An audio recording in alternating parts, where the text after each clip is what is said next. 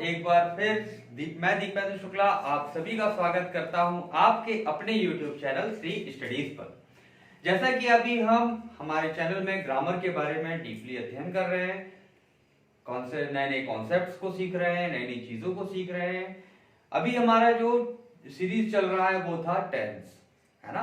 तो अभी तक हमने प्रेजेंट के सारे टेंस पढ़ लिए, पास्ट के सारे टेंस पढ़ लिए, फ्यूचर के फ्यूचर इंडेफिनिट और फ्यूचर कंटिन्यूअस के बारे में हमने अध्ययन कर लिया है। आज हम अध्ययन करेंगे बहुत ही important tense future perfect tense के बारे में। ठीक है दोस्तों, तो चलिए स्टार्ट करते हैं आपका आज का वीडियो जो कि है फ्यूचर टेंस के बारे में। सबसे पहले बात करते हैं फ्यूचर परफेक्ट टेंस कैसे, माने भविष्य में भी निश्चितता कैसे हो सकती है।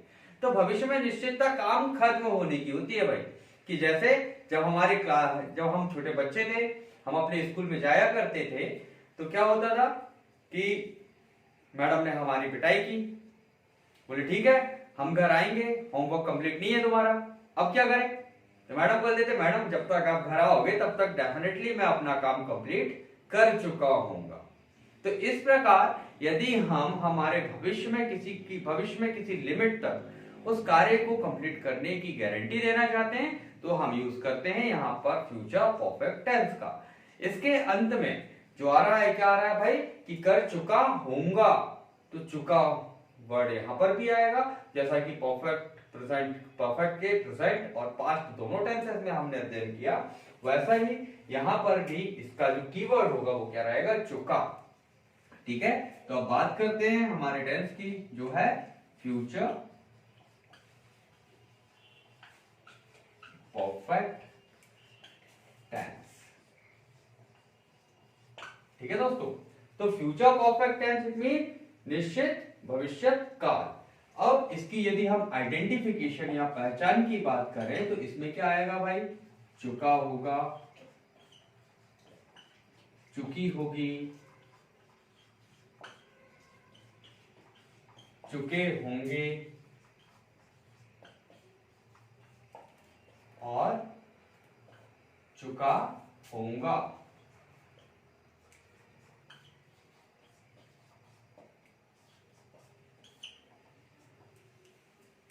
तो जिन भी सेंटेंसेस के लास्ट में चुका होगा, चुकी होगी, चुके होंगे, चुका होऊंगा, इस प्रकार के वर्ड्स यदि आते हैं, इस प्रकार के फ्रेजेस यदि आते हैं, तो उन टेंसेस को या उन सेंटेंसेस को हम किस कैटेगरी में रखते हैं, फ्यूचर परफेक्ट टेंस की कैटेगरी में रखते हैं। ठीक है दोस्तों, तो सबसे पहले हम एक सेंटेंस देख लेते हैं जो फ्यूचर परफेक्ट टेंस का होगा।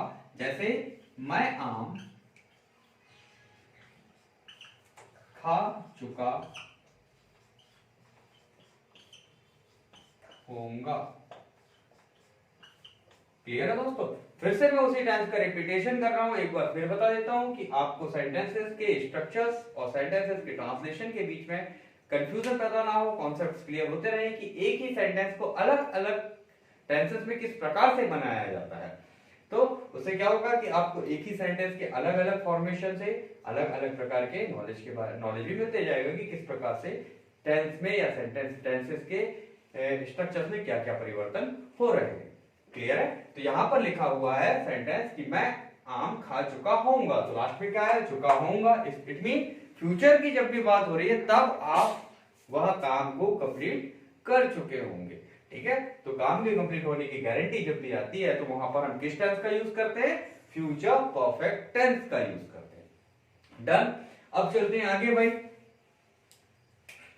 कि इसका स्ट्रक्चर क्या होगा। तो अब स्ट्रक्चर होगा फ्यूचर परफेक्ट टेंस का, उसको बहुत ध्यान से देखिएगा दोस्तों। इसमें होगा सब्जेक्ट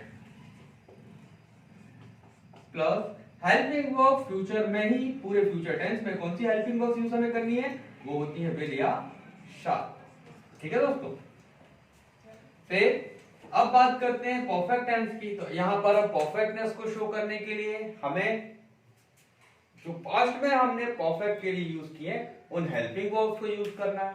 तो अब उन हेल्पिंग वर्ब्स में से हमने पास्ट में कौन कौन सी यूज की, हैज, हैव और हैड। ये तीन हेल्पिंग वर्ब्स का यूज हमने किया है। क्लियर, अब बात करते हैं कि यहां पर अब हमें किसी एक ही को चूज करना होगा।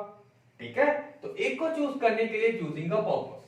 भाई विल और शाल के साथ वर्ब का हमेशा फर्स्ट फॉर्म आता है, और किसी भी वर्ब का फर्स्ट फॉर्म कैसा होता है, सिंगुलर होता है या प्लूरल।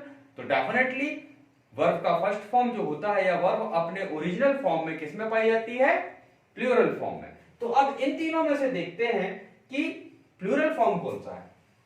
हैज का यूज हम सिंगुलर के साथ करते हैं, हैड का यूज हम सिंगुलर और प्लूरल दोनों के साथ करते हैं। तो क्या बचा हमारे पास जो कि स्पेसिफिक प्लूरल के लिए यूज किया जाता है, वो क्या होता है, हैव।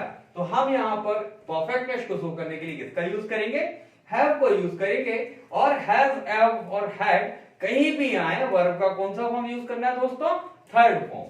तो यहां पर हम वर्ब के थर्ड फॉर्म का भी यूज कर लेंगे और लास्ट में आ जाएगा ऑब्जेक्ट। क्लियर है दोस्तों।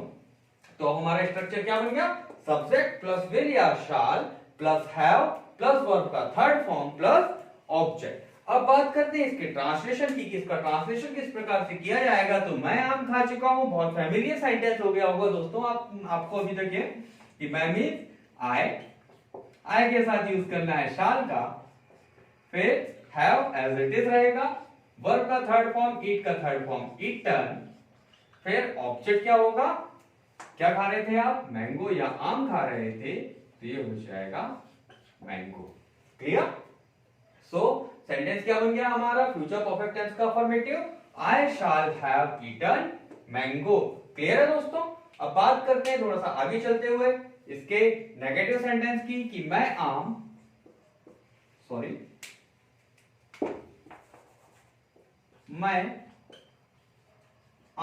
नहीं खा चुका हूं,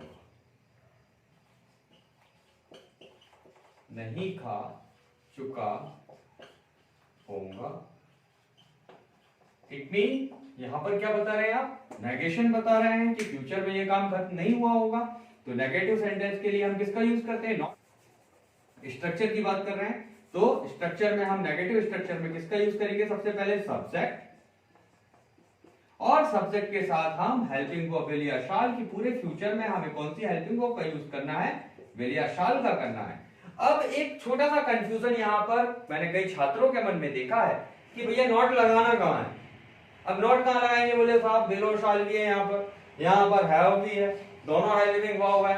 अब नॉट लगाए कहां, अभी तक तो सर बोले बी वी वगैरह देखा था, तो उसमें तो ठीक था कि आपने बता दिया था कि बी जो है वर्ब का फॉर्म है, वहां पर आप नॉट नहीं लगा सकते, उसके पहले लगा लीजिए। लेकिन अब यहाँ पर तो बड़ा भारी कंफ्यूजन है। तो कोई कंफ्यूजन की बात नहीं है दोस्तों। मैंने आपको ये क्या बोला था कि इसका विल और शाल के साथ हम वर्ब के फर्स्ट फॉर्म का यूज करते हैं, और फर्स्ट फॉर्म कैसा होता है, प्लूरल। तो इट मीन जो हैव है यहाँ पर, ये as a helping verb use ना होकर as a substitute verb use हुआ है। तो हमें जो नॉट से रिलेटेड जितनी भी इंफॉर्मेशन या हेल्पिंग वर्ब से रिलेटेड जितनी भी ऑपरेशंस करनी है, वो सारी ऑपरेशंस हम किसके साथ करेंगे, विल और शाल के साथ करेंगे। हैव से हमारा दूर दूर तक हेल्पिंग वर्ब का कोई वास्ता नहीं है। तो यहां पर क्या लग जाएगा, सब्जेक्ट प्लस विल या shall plus not plus have plus verb का third form plus object. Clear है दोस्तों। तो अब जब बात करते हैं इसके ट्रांसलेशन की, तो ट्रांसलेशन क्या हो जाएगा, सब्जेक्ट मीन्स मैं मीन्स होता है आई, फिर से वहीं पर आई के साथ हमेशा फर्स्ट पर्सन का यूज किया जाता है, सॉरी आई के साथ हमेशा शाल का यूज किया जाता है, क्योंकि शाल का यूज फर्स्ट पर्सन के साथ होता है। तो आई शाल, फिर हो जाएगा नॉट, फिर हैव प्लस वर्ब का थर्ड फॉर्म, इट मीन ईट का थर्ड फॉर्म ईटन, और फिर क्या खाया था आपने, जो इतने दिनों से खाते चले आ रहे हैं, वही mango. So I shall not have eaten mango. ये हो गया आपका नेगेटिव। अब बात करते हैं कि यदि इसी से रिलेटेड प्रश्न पूछ लिया जाए तो, ठीक है दोस्तों। तो अब हम बात करते हैं इसके इंटेरोगेटिव की। अब इंटेरोगेटिव शुरू किससे होगा भाई, क्या शब्द से। तो हमारा सेंटेंस बन जाएगा कि क्या मैं आम खा चुका होऊंगा। क्लियर। और लास्ट में आ जाएगा क्वेश्चन मार्क। अब इंटेरोगेटिव के लिए हम क्या करते हैं, हेल्पिंग वर्ब के साथ ऑपरेशन परफॉर्म करते हैं। अब हेल्पिंग वर्ब हमारी क्या है, विल या शाल। तो इंटेरोगेटिव सेंटेंस का स्ट्रक्चर हमारा किससे स्टार्ट हो जाएगा, विल या शाल से, और इनका फर्स्ट लेटर हो जाएगा कैपिटल, तो विल या शाल प्लस सब्जेक्ट। अब सब्जेक्ट यदि आई नहीं रहा तो हमारा सब्जेक्ट का फर्स्ट लेटर हो जाएगा स्मॉल, तो विल या shall plus subject plus have plus verb का थर्ड फॉर्म प्लस ऑब्जेक्ट और लास्ट में आ जाएगा क्वेश्चन मार्क। अब बात करते हैं इसके ट्रांसलेशन की। सो किस प्रकार से बनेगा भाई? सो शाल, क्योंकि आई हमारा सब्जेक्ट है और आई के साथ आता है शाल, तो आई शाल, सॉरी शाल आई, फिर हैव ईटन, फिर क्या खाया था आपने? मैंगो, और लास्ट में आ जाएगा क्वेश्चन मार्क। तो shall I have eaten mango. Clear है? अब बात करते हैं इंटरोगेटिव नेगेटिव की। प्रश्न भी पूछना है, साथ ही साथ नकारात्मक भाव को भी दर्शाना है। तो सेंटेंस हो जाएगा हमारा, क्या मैं आम नहीं खा चुका होऊंगा। क्लियर? इसका स्ट्रक्चर होगा इंटरोगेटिव नेगेटिव। सो सेंटेंस की शुरुआत तो हेल्पिंग वर्ब से ही होगी, तो विल और shall plus subject plus not plus have plus verb का थर्ड फॉर्म प्लस ऑब्जेक्ट। इस प्रकार से इसका बनेगा। इट मीन नेगेटिव स्ट्रक्चर से ही हमें इंटरोगेटिव नेगेटिव के स्ट्रक्चर को बनाना होता है। तो विल और shall plus subject plus not plus have plus verb का थर्ड फॉर्म और लास्ट में आ जाएगा ऑब्जेक्ट। तो इसका बना लेते हैं हम कि किस प्रकार से बनेगा भाई। तो स्टार्ट हो जाएगा हमारा सेंटेंस का सब्जेक्ट है आई और आई के साथ यूज किया जाता है शाल का। तो शाल आई, फिर नॉट, फिर हैव, फिर वर्ब का थर्ड फॉर्म ईटन, फिर क्या खाया था आपने? आम, जिसे हम बोलते हैं मैंगो, और लास्ट में आ जाएगा क्वेश्चन मार्क। क्लियर है दोस्तों? तो इस प्रकार से इन चारों स्ट्रक्चर्स की हेल्प से हम फ्यूचर परफेक्ट टेंस के सभी टेंसेस का ट्रांसलेशन कर सकते हैं, इनको फॉर्म कर सकते हैं, इनका कंस्ट्रक्शन कर सकते हैं।